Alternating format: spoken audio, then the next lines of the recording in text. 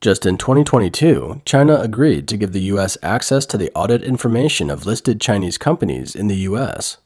But going into 2023, the Beijing government is urging state-owned enterprises, SOEs, to gradually discontinue using the services of the global Big Four accounting firms.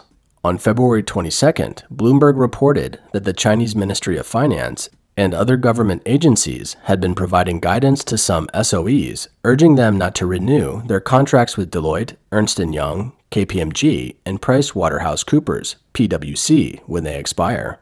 Offshore subsidiaries can still use American auditors, but the parent company is required to hire accountants from mainland China or Hong Kong after the contract expires. There is no explicit deadline, and replacements may occur gradually as the contracts expire. So far, this directive, as reported by Bloomberg, has not been publicly reported by Chinese officials. China's Ministry of Finance did not immediately respond to Reuters' request for comment on the rumor. PricewaterhouseCoopers declined to comment, and there was no immediate response from other leading audit firms. The Big Four currently dominate in China. Data from China's Ministry of Finance shows that in 2021, the Big Four recorded revenues of 20.6 billion yuan or $3 billion from their operations in China. According to the Hong Kong Stock Exchange Bulletin, smaller firms from the mainland and Hong Kong will fill the nearly 20 vacancies left by the Big Four accounting firms. Nevertheless, some experts believe that it may not be easy for Chinese SOEs to find suitable alternatives from Hong Kong and China with similar levels of expertise and reputation. In addition, as reported by the Chinese news outlet GMEN News, more than 80 listed companies in Shanghai and Shenzhen have also changed their audit firms since December 2022. Bloomberg believes the move is a sign that China is seeking to curb the influence of US-based international audit firms, ensuring the security of China's data while promoting the development of the local accounting industry. But industry insiders know that Chinese companies turning to lesser-known audit firms will make it harder for SOEs to attract international investors. This is because one of the biggest concerns of foreign investors is the reliability and transparency of China's financial reporting. The Big Four are among the most trusted and reputable accounting firms in the world for audit and advisory services. Many foreign investors rely on their services to ensure financial transparency and regulatory compliance in China. If Chinese SOEs were to stop using the Big Four, it could create a lot of uncertainty and raise concerns among foreign investors about the reliability and credibility of China's financial reporting. In the name of national security, Beijing has been reluctant to allow offshore institutions access to audit documents of Chinese companies listed in the U.S. On August 26, 2022, the U.S. and China entered into an audit regulatory cooperation agreement in which Beijing allowed the U.S. Public Company Accounting Oversight Board, PCAOB, to conduct U.S.-compliant audits of Chinese companies listed in the U.S. for the first time. This agreement has been hailed as unprecedented and a sign that the competing superpowers can still cooperate on certain issues. The recent ban on the Big Four has led to speculation about where the Xi Jinping government is actually heading with its policies. Let's take a look at what happened to Deloitte & Touche LLP in March this year. On March 17th, China's Ministry of Finance, MOF, announced that it had been inspecting the quality of accounting information of China Huarong Asset Management Co. and the quality of its auditor's practice, Deloitte & Touche LLP, since 2021. China's SOE, Huarong, was originally launched by the Ministry of Finance and China Life to engage in the operation of non-performing assets on a global scale. But it became a non-performing asset itself in 2020 and incurred huge losses, leading to a major meltdown. Li Qiang, its former chairman and party secretary, was sentenced to death in 2021. As much as 270 million yuan in cash weighing 3 tons was recovered from his home. He also had more than 100 mistresses, which instantly turned him into a hot search on the Chinese web. In April of that year, China Huarong was forced to suspend trading because it failed to release its 2020 annual report and only resumed trading in 2021, by which time its market value had evaporated by 15 billion renminbi. The inspection notice by MOF reads, Deloitte failed to pay sufficient attention to the substance of many of Huarong's economic operations, failed to penetrate to audit the true condition of underlying assets, ignored approval compliance for significant investment matters, failed to express an audit opinion on identified unusual transactions appropriately, failed to evaluate the condition of corporate assets objectively, failed to assess the reasonableness of expected credit loss model parameters accurately, and during the provision of audit services, failed to maintain professional skepticism, failed to perform the necessary audit procedures effectively, failed to obtain sufficient and appropriate audit evidence, and had serious audit deficiencies. The Ministry of Finance gave a surprising penalty of 100,000 renminbi or $15,000 for each of the 8 subsidiaries of the Huarong Group suspected of cooking books. The fine was light. In contrast, the penalty for Deloitte was very harsh.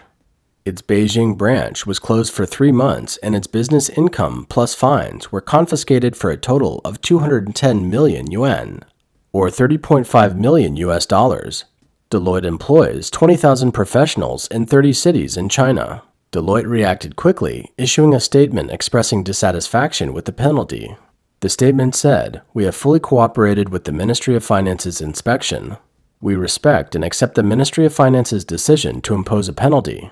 During the inspection, the Ministry of Finance found that certain aspects of our audit work failed to fully meet the requirements of auditing standards, which we regret. For its part, Deloitte said it hasn't received any information from China Huarong to prepare revised financial statements. The relevant audit report didn't require correction either. Deloitte's statement implies that as an external auditor, we didn't cooperate with the auditees to produce false reports. If we made mistakes, it may be because we weren't competent in our work or the auditees had misled us by providing inaccurate information and we were deceived. It isn't necessary to impose such severe punishment on our accounting firm. These 2 pieces of news already reveal an explicit message that the CCP doesn't welcome the Big Four firms. By driving away the Big Four accounting firms, it has not only torn down the bridge between SOEs and international capital, but Chinese private enterprises are also significantly affected. Compared to SOEs, the assets of private enterprises in China are even riskier, as they can be confiscated and forfeited at any time. If SOEs are to be decoupled from international capital, will international investors have the courage to invest in private companies in China? The risk of investing in Chinese private enterprises will be even greater. In terms of timeline, the Chinese government's call for the decoupling of SOEs and the Big Four accounting firms in late February came at a time when Communist Party leader Xi Jinping was scheduled to visit Russia in March. This was also Xi's first visit to Russia since the Russia-Ukraine war began, representing the CCP's implicit support for the war. As the Russia-Ukraine war rages on, Putin's military is running out of supplies and Russia's economy is struggling under Western sanctions. Against this backdrop, Xi's decision to meet with Putin will undoubtedly intensify the confrontation between the world's 2 camps. This also suggests that it is likely that after Xi Jinping set the course and indicated the direction of his alliance with Russia, the CCP government is making preparations to decouple Western capital and reduce the impact of future Western sanctions. Back in February, the CCP's 12-point peace plan was rejected by the US and Europe as it only mentioned ceasefire and peace talks, without any mention of the demand for Putin to withdraw his troops from Ukraine. The March 20th to 22nd meeting between Xi Jinping and Russian President Vladimir Putin included glowing remarks about the friendship between Russia and China and a joint criticism of the West. There was no sign of a diplomatic breakthrough on Ukraine. As Xi spoke with Putin, the United States and Europe moved to announce a new round of aid to Ukraine aimed at deterring Beijing from supporting Russia. Do you see China as having an impartial position on this? No, we don't. How do you interpret this statement? Well, certainly I'm not going to do a book review on their statement. They can do that. They can speak to their words. But I don't think you can reasonably look at China as impartial in any way. They haven't condemned this this invasion. They haven't stopped buying Russian oil and Russian energy.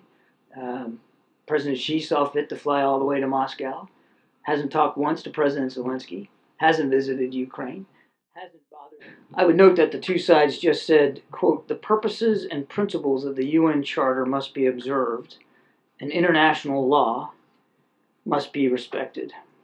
Well, we agree.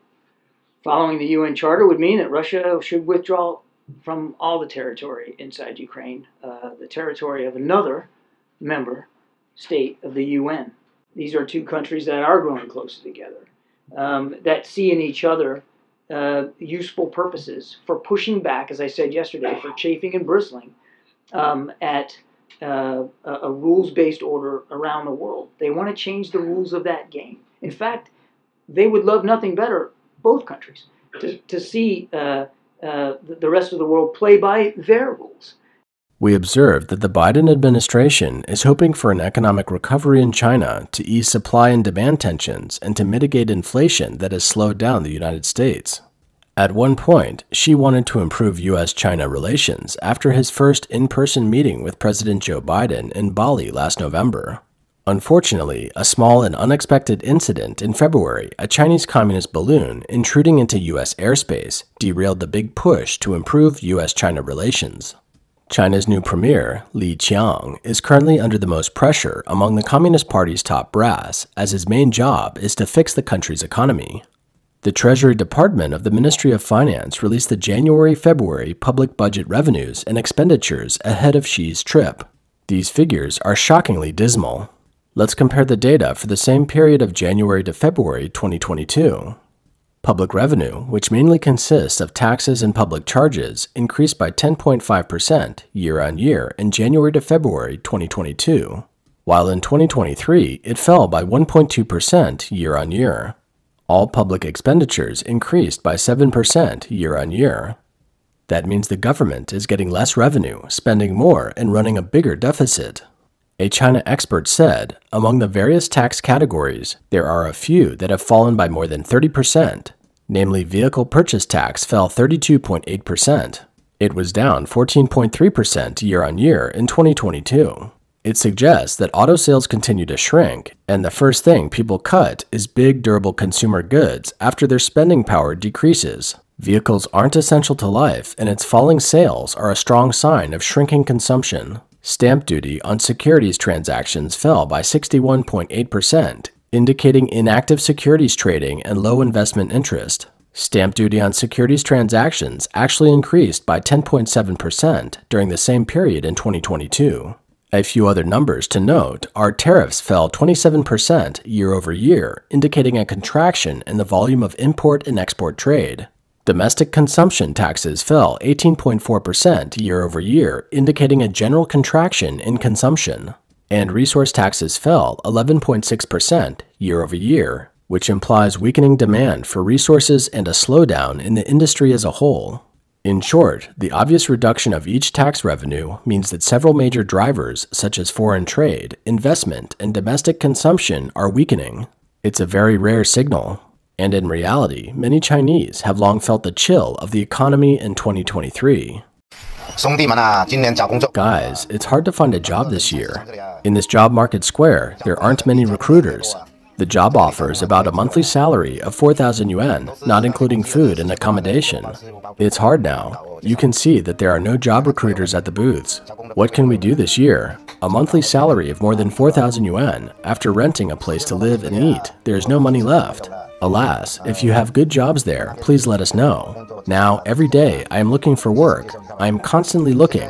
I am looking everywhere all day long. If this continues, I won't be able to survive. A dormitory for thousands of people has become like this in just 1 month, and the place is empty. Take a look at this place. It used to have many people. Now many stores and shops are closed. Not many clothes are hanging on the balcony anymore. Many people are gone. Why did the communist government, which is used to polishing data, release such dismal data at this time? In January to February 2022, when the epidemic was overwhelming and the major cities were under lockdown, their economic data was better than this year. Why is the situation getting worse now that the lockdown has been lifted? One possibility is that the data for 2022 had been modified, while this year's data is closer to the real situation. In other words, the premier, who is in charge of China's economy, has ordered the release of more realistic economic data. But why? The Wall Street Journal described the new Premier Li Qiang as follows: "No one in China other than Xi Jinping has greater potential to influence the future of the world's second-largest economy than Li Qiang." On Saturday, March 11th, Li Qiang, 63, was confirmed as the new premier after a rubber stamp vote in the Chinese National People's Congress. According to people familiar with the matter, Li has played a leading role in pushing China to scrap its new zero-COVID policy and refocusing government efforts on economic growth. Those moves have sparked cautious optimism among entrepreneurs, investors, and political analysts, who believe he may be able to exert influence on his boss, Xi Jinping, to moderate some of his policies. The Wall Street Journal portrays Li Qiang as a more business-oriented figure, presumably because Li Qiang has released some of this to the U.S. government and business community through a number of channels between China and the United States. Li Qiang's position should be close to that of the Biden administration, and he knows that in the long run, a decoupling between the U.S. and China is inevitable. But he also wants the process to take as long as possible and not to come too fast.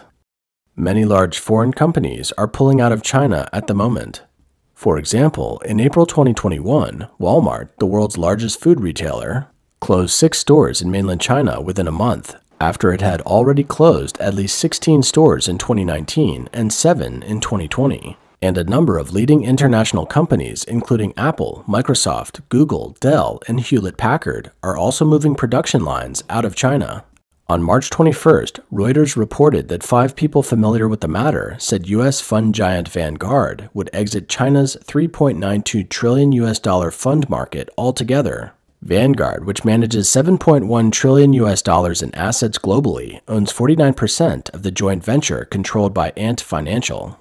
Ant Financial has been notified of Vanguard Group's planned exit and is considering acquiring its stake. Party leader Xi Jinping's whacking of the Big Four accounting firms, China's operations, and an early meeting with Putin are accelerating China's uncoupling from the Western world. On March 6, during the Communist Party's 2 sessions, Xi said during a visit to some CPP-CC members that Western countries, led by the United States, have imposed all-around containment, siege, and suppression on China, posing an unprecedented serious challenge to China's development. Xi blamed the U.S. for the deterioration of relations between the 2 countries. This is the first time in his 10 years in power that Xi has publicly criticized the United States by name. One possibility, then, is that the new premier saw the aggressive behavior of his top boss, President Xi Jinping, in March of this year and became deeply concerned. By exposing China's financial situation, he hopes that his party leader will understand that China's economy is really struggling and that China still needs to stay connected to the world in order to keep its economy from declining so quickly and to keep government revenues at a workable level. He hopes his top boss, Xi Jinping, will not be so impulsive. But the question is, does Premier Li Qiang, a loyal supporter of China's top leader, Xi Jinping, have that kind of influence?